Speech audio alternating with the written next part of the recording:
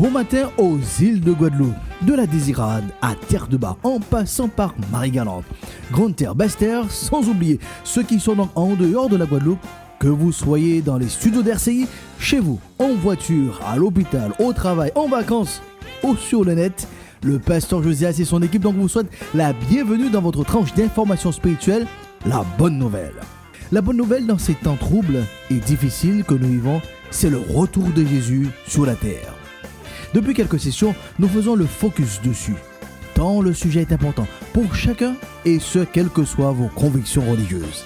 Dans cette session, je vous invite à considérer d'un peu plus près les propos de Jésus sous son propre retour sur la terre. Je vous invite donc à faire une première lecture en Apocalypse chapitre 20, versets 10 à 12. Prêtez attention donc à cette lecture.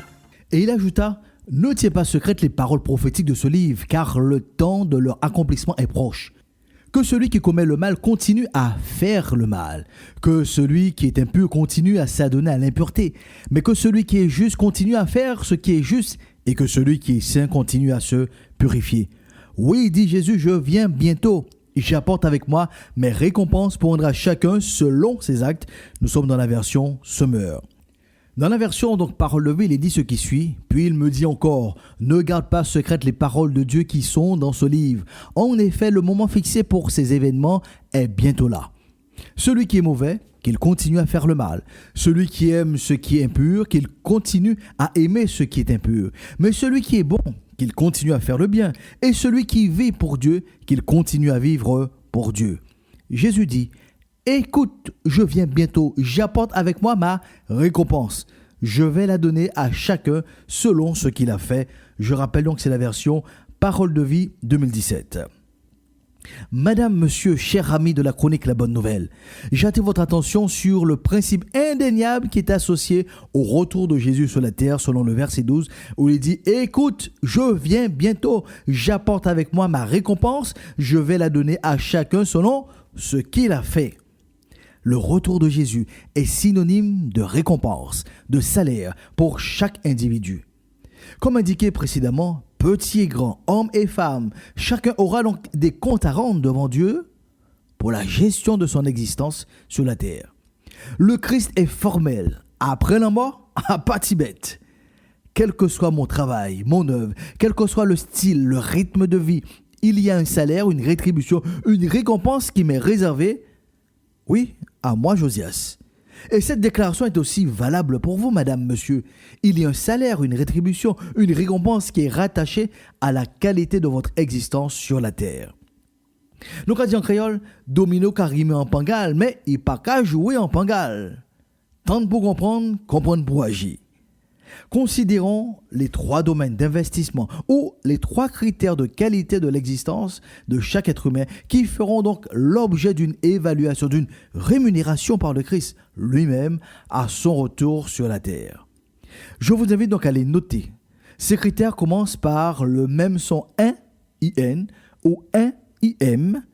Notez donc les 3 domaines d'investissement ou les 3 1 sous lesquels Josias sera donc évalué et obtiendra donc son salaire, ainsi que vous aussi, chers amis de la bonne nouvelle.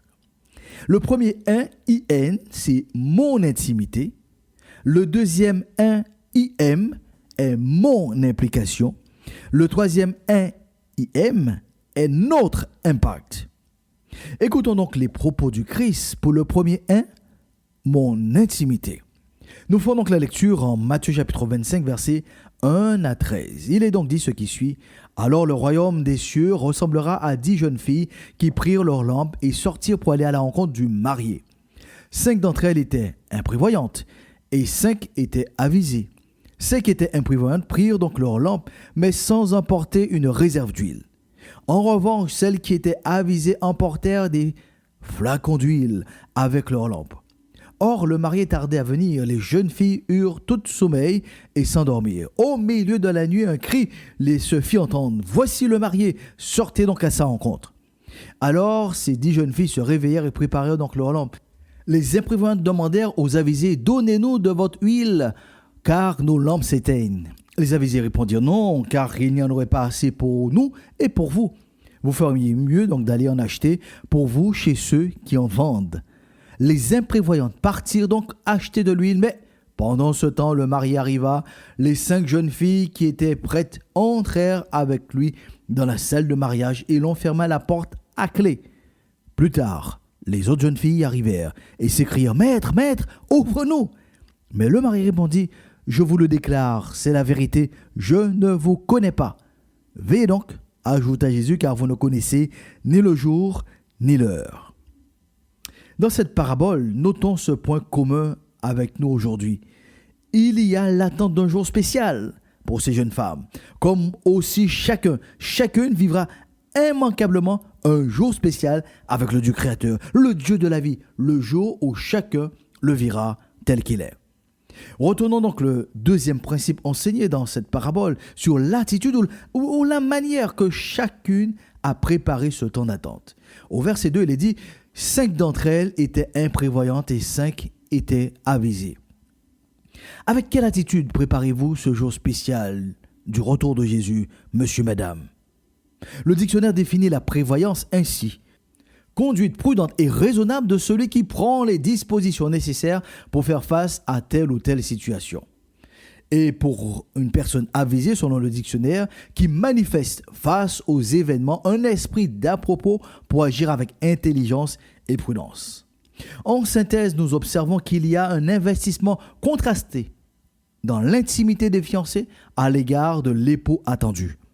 Les 5 imprévoyantes ont un strict minimum dans leur relation, dans leur intimité avec Dieu. Les 5 avisés ont un investissement plus que nécessaire en s'imposant donc une autodiscipline dans leur attente quotidienne. Le verdict ne se fait pas attendre.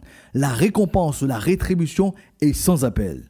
Les 5 jeunes filles qui étaient prêtes entrèrent donc dans la salle donc du mariage et l'on ferma la porte à clé en présence donc de l'époux. Plus tard donc les autres jeunes filles arrivèrent et s'écrièrent « Maître, maître, ouvre-nous !»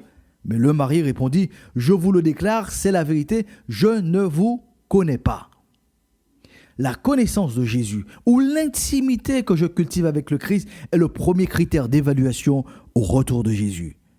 Au retour de Jésus, chacun recevra son salaire pour son savoir-être avec le Christ. Une fois de plus, la question ne se pose pas sur quel est le jour de votre pratique religieuse, quel est votre niveau d'athéisme. Le Dieu de la création, ayant investi chaque jour dans votre existence, souhaite simplement savoir ce que vous mettez en œuvre pour cultiver une intimité avec lui.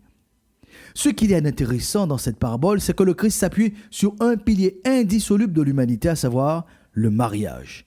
Quelle que soit l'époque, la civilisation, la société, la culture, le mariage est omniprésent. Ceci est dû au fait que le mariage est le don que Dieu a fait à l'humanité. De ce fait, tout être humain connaît et comprend les enjeux du mariage, ce qui conduit 2 êtres à vouloir faire route ensemble dans le cadre donc du mariage. Une chose est certaine, le mariage est l'espace le plus intime qui puisse exister entre 2 personnes sur la terre. Madame, monsieur, que vous soyez célibataire, marié ou veuf, je crois que vous saisissez pleinement le message central que le Christ véhicule au travers donc de cette parabole. Le Christ souhaite par-dessus tout que vous lui donniez la possibilité d'entrer dans votre intimité. C'est à ce titre qu'il déclare en Apocalypse 3, verset 20, « Voici, je me tiens à la porte et je frappe. Si quelqu'un entend ma voix et ouvre la porte, j'entrerai chez lui et je dînerai donc avec lui et lui avec moi. » Le Christ souhaite que vous appreniez à le connaître, non pas de manière théorique ou par culture générale, ou pour l'avoir étudié dans la théologie. Pierre lui-même dira à la fin de sa 2e lettre au chapitre 3 verset 18 « Mais croissez dans la grâce et dans la connaissance de notre Seigneur et Sauveur Jésus-Christ. À lui seul soit la gloire maintenant et pour l'éternité. Amen. » Le sens de la vie est de grandir dans une intimité, dans un véritable cœur à cœur où les 2 amis se connaissent de mieux en mieux. Vous l'aurez donc entendu et compris durant cette session. Au retour de Jésus, chacun recevra sa rétribution, son salaire, sur la base de sa connaissance, ou plus précisément de son intimité avec le Christ. Pour approfondir cette réflexion, l'équipe de la Bonne Nouvelle est à votre disposition au 05 90 82 73 31. Nous poursuivrons donc les autres critères, implications et impact dans une prochaine session. En attendant, passez une excellente semaine en ayant la paix de Dieu pour une meilleure saison.